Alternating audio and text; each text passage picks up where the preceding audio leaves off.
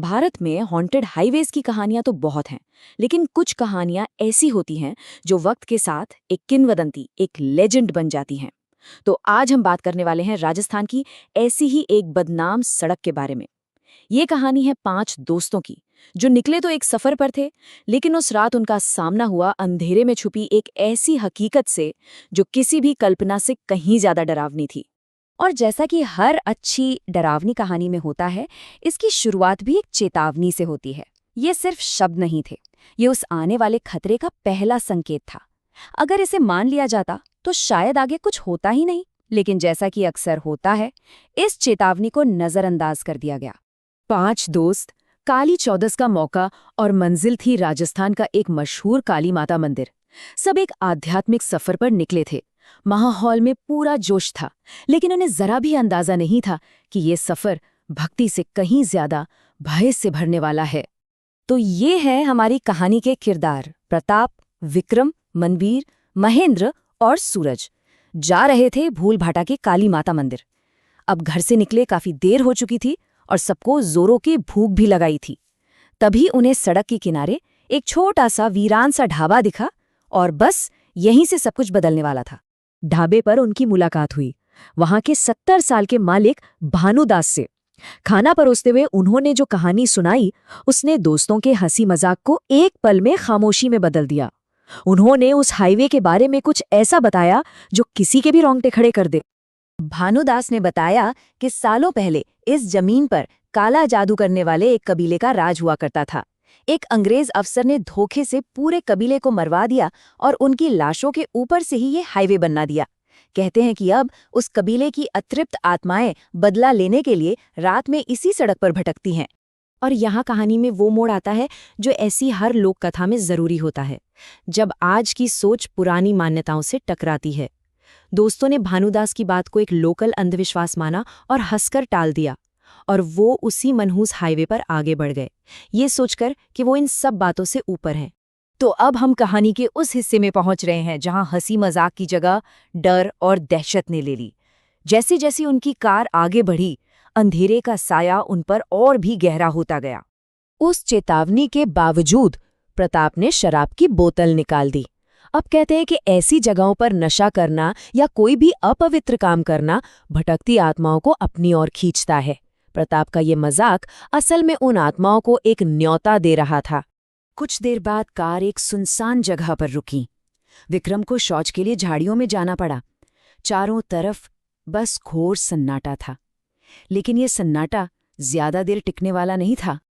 अचानक विक्रम की एक दिल दहला देने वाली चीख गूंजती है। जब सूरज ने उस तरफ टॉर्च घुमाई तो उसकी तो होश ही उड़ गए। पेड़ के पास एक अजीबोगरीब नग्न सफेद शरीर वाला प्राणी खड़ा था, जिसके कान खरगोश जैसे थे और आंखें लाल अंगारों की तरह दहक रही थीं। भानुदास की कहानी सच हो रही थी। डर के मारे वो सब वापस कार में भागे और वहां से निकल गए। इस घटना के लगभग आधे घंटे बाद सूरज ने अपनी कलाई पर बंधी घड़ी पर नजर डाली, और जो समय उसने देखा उसने उसके डर को कई गुना बढ़ा दिया। घड़ी में रात के 12:10 हो रहे थे। अजीब बात यह थी कि आधे घंटे पहले जब वो ढाबे से निकले थे, तब भी घड़ी में ठीक यही समय था। अब जो हुआ वो सच में हैरान करने वाला था। सूरज ने देखा कि सेकंड की सुई तो चल रही थी, लेकिन मिनट और घंटे की सुइयां 12:10 पर जमी हुई थीं।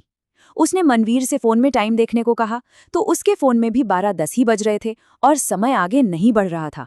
मतलब वो लोग वक्त के एक जाल में फंस चुके थे। अब तक डर सिर्फ एक एहसास था, अब वो हकीकत बन चुका था। वो एक ऐसे चक्रव्यूह में थे जहां से निकलना नामुमकिन लग रहा था, और अब उनका सामना सीधे मौत से होने वाला था। नशे में धुत प्रताप अचानक जोर से चीखने लगा। उसे कार के ठीक सामने सड़क पर खून से लथपथ 50-60 लोगों की भीड़ दिख रही थी। लेकिन जब बाकी दोस्तों ने देखा तो वहां कोई नहीं था। सड़क बिल्कुल खाली थी।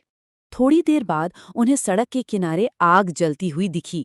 आग के पास कंबल ओढ़े 2 लोग बैठे थे। एक पल के लिए सबको मदद की उम्मीद जागी। उन्होंने ये जानने के लिए कार रोकी कि भूल भट्टा का रास्ता आखिर है किधर। मनवीर ने उन्हें आवाज दी। दोनों ने बहुत धीरे धीरे अपना सिर घुमाया, और जो मंजर सबने देखा उससे उनकी रूह कांप गई। उन दोनों के सिर नहीं थे, उनके धड़ आग में जल रहे थे और उनकी जलती हुई खोपड़ियां जमीन पर रखी थीं, जो मुस्कुराते हुए बोली, अब हम तुम्हें नहीं छोड़ेंगे। जब डर अपनी सबसे ऊंची सीमा पर पहुंच जाता है और बचने का कोई रास्ता नहीं दिखता, तभी कई लोक कथाओं में एक दैवीय शक्ति का प्रवेश होता है। यहाँ भी ठीक ऐसा ही कुछ हुआ, एक चमत्कार जो इस कहानी को सिर्फ डरावनी नहीं बल्कि यादगार भी बना देता है। जैसे ही वो वहां से भागे, 3 और भयानक आत्माओं ने उनका रास्ता रोक लिया। सब रोने लगे, उन्हें लगा कि अब उनका अंत निश्चित है। तभी न जाने कहां से एक काला कुत्ता आया, कार की छत पर कूदा और उनके आगे आगे दौड़ने लगा।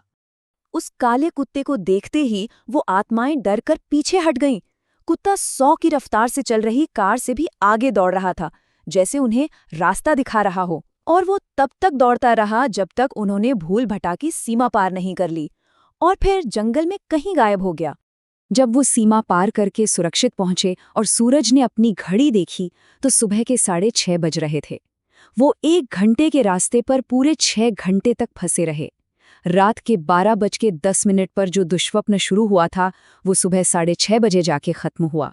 बाद में जब मनवीर के घर से फोन आया तो इस रहस्य से भी पर्दा उठ गया। उसकी माँ को सुबह एक बुरा सपना आया था कि बच्चे मुसीबत में हैं। जब फोन नहीं लगा तो वो काली माँ की पूजा में बैठ गई और उनकी सुरक्षा के लिए प्रार्थना करने लगी।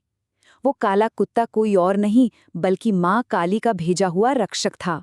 तो ये कहानी सिर्फ डराती नहीं है बल्कि एक जरूरी सवाल भी छोड़ जाती है। क्या ये महज एक अंधविश्वास था या सच में कोई अनदेखी शक्ति? इस कहानी से एक बात तो साफ होती है कि हमें बड़ों के अनुभव और उनकी सलाह का सम्मान करना चाहिए, क्योंकि ऐसी किंवदंतियां इसीलिए जिंदा रहती हैं क्योंकि वो हमें याद दिलाती हैं कि कुछ चीजें हमारी समझ से परे हो सकती हैं। और शायद यही इस कहानी का असली सार है।